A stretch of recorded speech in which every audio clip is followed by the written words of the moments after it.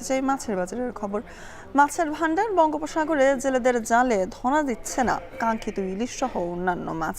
সরবরাহ কম থাকায় মাছের দাম চড়া। মাছ সংকটে লোকসানে ট্রলার মালিক ও জেলে সহ সংশ্লিষ্টরা। এ নিয়ে আরো জানাতে পটুয়াখালীর মৎস্য বন্দর আলীপুর থেকে যুক্ত হচ্ছেন সহকর্মী জসিম পারভেজ।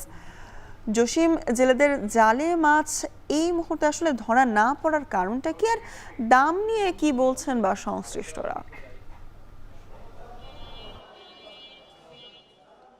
স্বর্ণা, এখন কিন্তু পূর্ণিমার তিথি চলছে।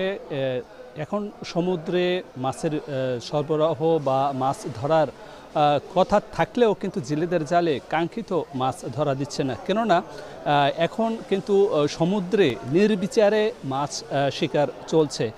যে সকল আমরা জেলেদের সঙ্গে কথা বলেছি, তারা বলেছে যে অবৈধ কিছু ট্রলিং রয়েছে, সে সকল ট্রলিং নির্বিচারে মাছ শিকার করার ফলেই কিন্তু মাছের যে আধার, যেখানে মাছ বসবাস করে এবং বিচরণ করে, সেখানে কিন্তু নির্বিচারে মাছ শিকারের কারণে কিন্তু মাছের যে দলগত বিচরণ সেগুলো নষ্ট হয়ে যাচ্ছে এবং ছোট যে সকল জেলে রয়েছে, ট্রলার মালিক রয়েছে, তাদের জালে কাঙ্ক্ষিত মাছ ধরা দিচ্ছে না, এমনটি জানা গেছে এখানে এসে এখানকার জেলেদের মাধ্যমে।